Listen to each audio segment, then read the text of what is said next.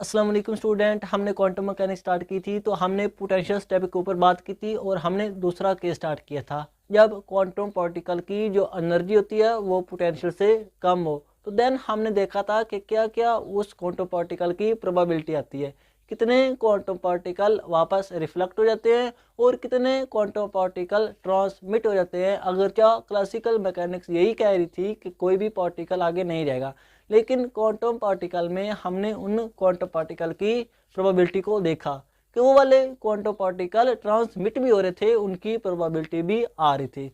अब हम देखेंगे कि उन क्वांटम पार्टिकल की प्रोबेबिलिटी करंट डेंसिटी। तो स्टूडेंट, जब हमने पहला केस देखा था ना, ये वाला, जब हमारे पास उन क्वांटम पार्टिकल की एनर्जी ज़्यादा होती है पोटेंशियल से, तो इसके ऊपर हमने डिटेल से बात की थी कि प्रोबेबिलिटी करंट डेंसिटी असल में है क्या। और ये तो ईएमटी का टॉपिक था, तो ये क्यों क्वांटम में आया, हमने इसके ऊपर डिटेल से बात की थी। लेकिन आज फिर हम थोड़ा सा रिवाइज करेंगे ताकि आपको फील आ जाए कि प्रोबेबिलिटी करंट डेंसिटी का क्या मतलब है और क्यों हम इसको क्वांटम मैकेनिक्स में पढ़ रहे हैं, क्या हमें ये इन्फॉर्मेशन दे रहा है। तो मेरा नाम जहीद इमरान और आपका ये चैनल फिजिक्स एकेडमी। तो चलें शुरू करते हैं हम प्रोबेबिलिटी करंट डेंसिटी को जब क्वांटम पार्टिकल की जो एनर्जी है वो पोटेंशियल से कम हो। ये दूसरा केस हम पढ़ रहे हैं, जब पार्टिकल की जो एनर्जी है वो कम हो, किसे, पोटेंशियल से, पोटेंशियल ज़्यादा हो और एनर्जी उनकी कम हो जाए। अब बात करते हैं प्रोबेबिलिटी करंट डेंसिटी की। सबसे पहले तो हम देखते हैं कि करंट डेंसिटी क्या है, देन हम देखेंगे कि प्रोबेबिलिटी करंट डेंसिटी क्या है और क्वांटम में इसका क्या मीन है, क्या मतलब है, क्या इसका यूज़ है। तो स्टूडेंट, करंट डेंसिटी जो होती है, हमने ये इक्वेशन ऑफ कंटिन्यूटी देखी थी। हमने कहा था कि किसी भी रीजन में अगर चार्ज डेंसिटी कम हो रही है तो इसका मतलब है नेक्स्ट रीजन में हमारे पास करंट डेंसिटी बढ़ रही है।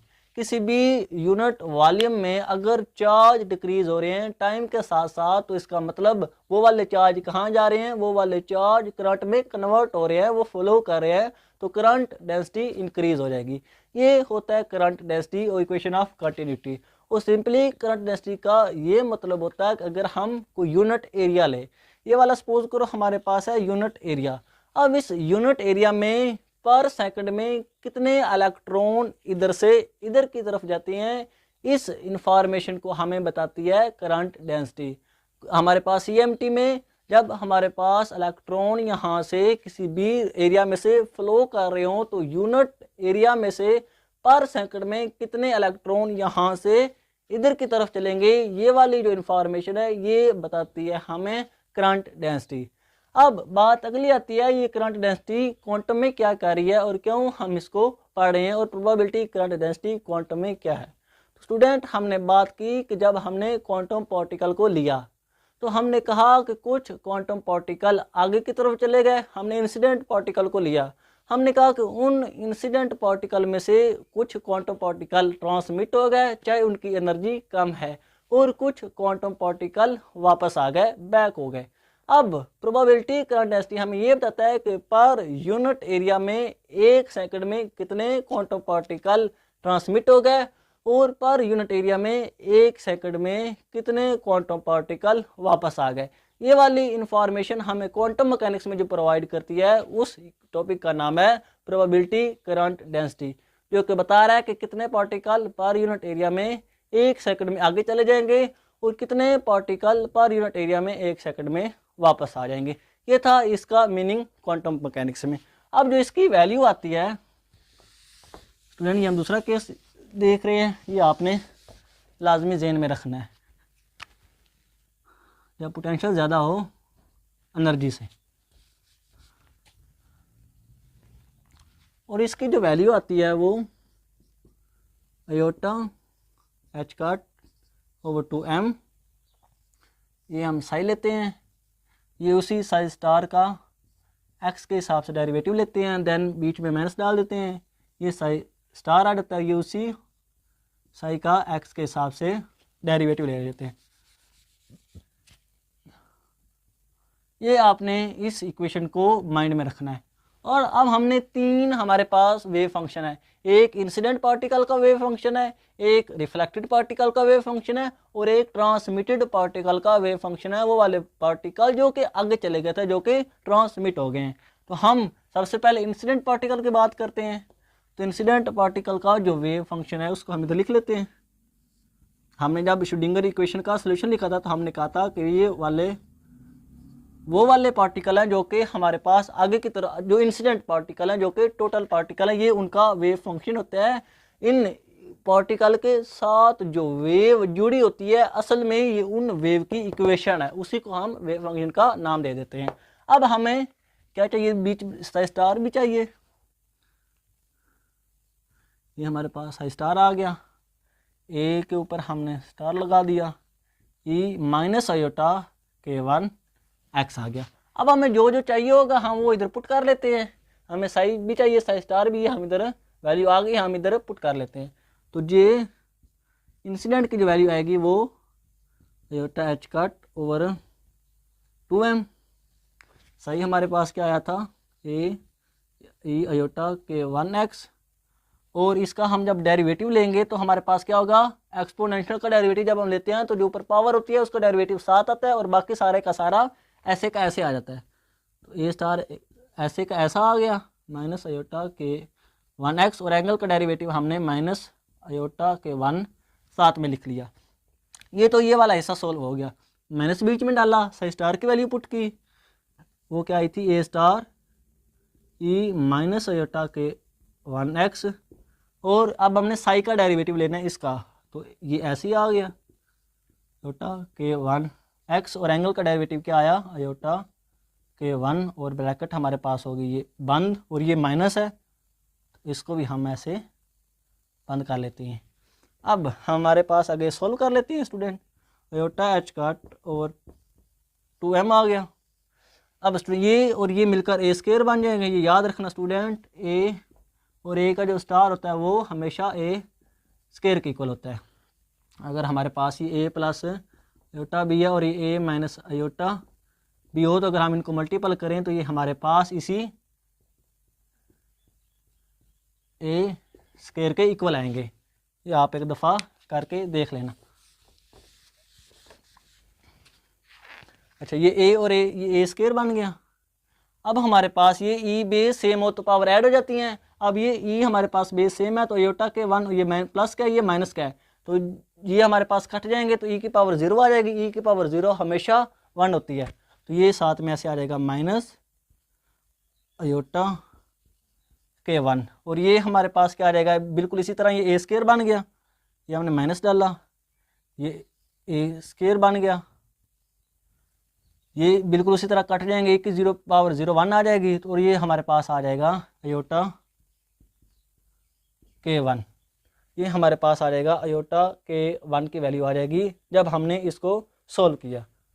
ये हमारे पास माइनस था, ये हमने ऐसे लिख लिया, और ये हमारे पास आ गया ये वाला। अब स्टूडेंट हमारे पास होगा ये कि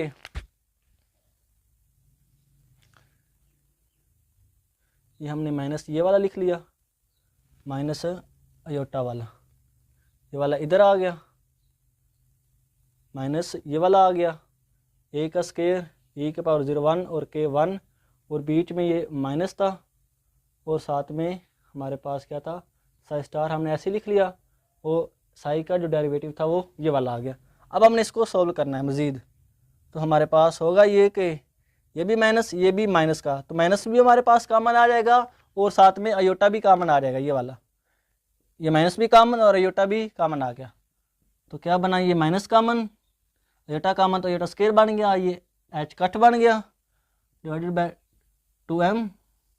पीछे क्या बनेगा, ये माइनस भी कॉमन आ गया, आयोटा भी कॉमन, तो पीछे बनेगा ए स्क्वायर K1, और ये भी माइनस भी कॉमन, आयोटा भी कॉमन, तो प्लस आ जाएगा ए स्क्वायर K1। अब हमारे पास आयोटा स्क्वायर माइनस होता है तो वो माइनस माइनस प्लस में हो जाएंगे, तो एच कट ओवर 2m आ जाएगा, साथ में आ जाएगा 2a स्क्वायर K1। ये हमारे पास 2 से कट जाएगा, और फाइनली जो वैल्यू आएगी एच कट ओवर m, इधर K1 और साथ में A का स्केयर आएगा स्टूडेंट। ये A और A स्केयर हो रहे हैं, हमारे पास ये स्केयर आ जाएगा। तो ये करंट डेंसिटी आई उन पार्टिकल की, इंसिडेंट पार्टिकल की, जो कि हमने स्टार्ट में लिए थे, जिनको हमने स्टार्ट में भेजा था बैरियर की तरफ। ये वाले वो पार्टिकल है जिनकी हमने करंट डेंसिटी निकाली। ये वाले वो पार्टिकल है जिनकी प्रोबेबिलिटी करंट डेंसिटी की ये वाली वैल्यू होगी। अब हमने बात करनी है अगली। स्टूडेंट जो हमारे पास ये थी इंसिडेंट की, अगर हमने रिफ्लेक्टेड की निकालनी है स्टूडेंट, तो हमारे पास वेव फंक्शन क्या होगा, सिंपली इधर माइनस हो जाएगा और इधर क्या हो जाएगा बी, और ये भी हमारे पास बी बन जाएगा और ये प्लस में हो जाएगा। जब हम इस सारी वैल्यू को इधर पुट करेंगे, बिल्कुल सेम स्टेप निकालेंगे, तो देन हमारे पास जो रिफ्लेक्टेड कोफिशिएंट की वैल्यू आएगी वो ये आएगी। हमारे पास सारे स्टेप लगाने के बाद हम जब वैल्यू निकालेंगे तो वो फाइनली आएगी एच कट है, ये भी कॉन्स्टेंट सेम आ जाएगा, H cut over M constant है।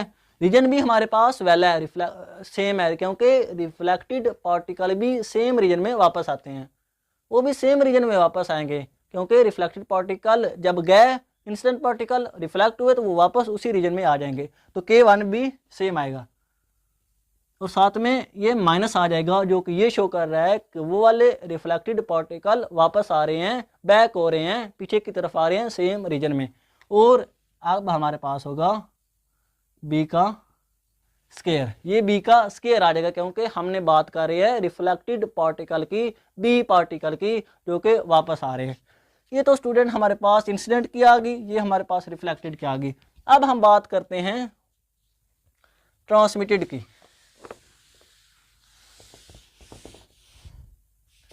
हमने जब ट्रांसमिटेड की बात की, तो ट्रांसमिटेड का जो वेव फंक्शन होता है स्टूडेंट वो इस तरह का होता है, सी ई आयोटा K2 प्राइम, हमने K2 प्राइम लिया और साथ में एक्स लगा दिया, और इसका जो स्टार बनेगा सी माइनस आयोटा K2 प्राइम और साथ में एक्स आ जाएगा। ये वाला हमारे पास वेव फंक्शन होगा साई का, और ये असल में वेव फंक्शन होगा ट्रांसमिटेड पार्टिकल का, जो कि आगे चले गए थे। जब हम इनकी वैल्यू निकालेंगे तो हमारे पास बिल्कुल एच कट भी सेम आएगा, एम भी सेम आएगा, और साथ में अब हमारे पास आएगा K2 प्राइम, क्योंकि K2 प्राइम इसलिए आया क्योंकि रिफ्लेक्टेड जो ट्रांसमिटेड पार्टिकल के थे वो आगे चले गए हैं, वो नेक्स्ट रीजन में चले गए हैं, वो उस बैरियर को क्रॉस करके अगले रीजन में चले गए हैं, अगर क्या उनकी एनर्जी कम है। यही तो प्रोबेबिलिटी करंट डेंसिटी हमें बता रही है कि अगर उनकी एनर्जी कम भी है फिर भी वैल्यू हमारे पास आ रही है। तो K2 प्राइम और साथ में क्या आएगा सी का स्केयर, ये प्लस में होगा, क्योंकि जो हमारे पास पार्टिकल है वो ऐसे आगे की तरफ एक्स एक्सिस में मूव कर रहे हैं।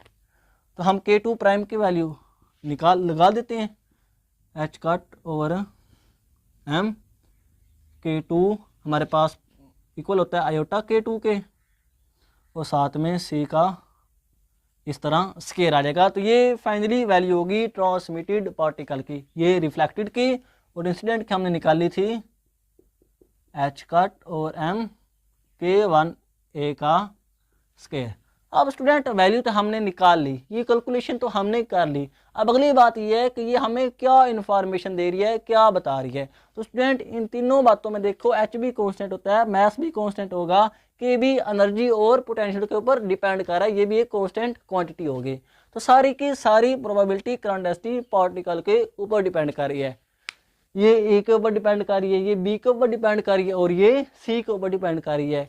क्या मतलब, कितने ज़्यादा पार्टिकल होंगे उतने ज़्यादा पार्टिकल एक यूनिट एरिया में आगे जाएंगे, उतने हमारे पास पार्टिकल, जितने ज़्यादा पार्टिकल उतने ही पार्टिकल एक यूनिट एरिया में एक सेकंड में वापस आएंगे, और कितने ज़्यादा पार्टिकल होंगे स्टूडेंट उतने ही ज़्यादा पार्टिकल एक सेकंड में यूनिट एरिया में आगे ट्रांसमिट हो जाएंगे।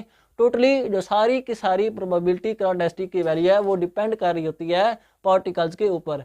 अगर नंबर ऑफ पार्टिकल ज़्यादा हैं तो उनकी करंट डेंसिटी भी ज़्यादा है, ज़्यादा चांस है रिफ्लेक्ट होने के और ज़्यादा चांस है ट्रांसमिट होने के। तो ये था प्रोबेबिलिटी करंट डेंसिटी का असल मीनिंग। तो आई होप आपके सारे कंसेप्ट क्लियर हो गए। आज के लिए इतना ही, इंशाल्लाह मिलेंगे अगली वीडियो में। ओके, अल्लाह हाफिज़।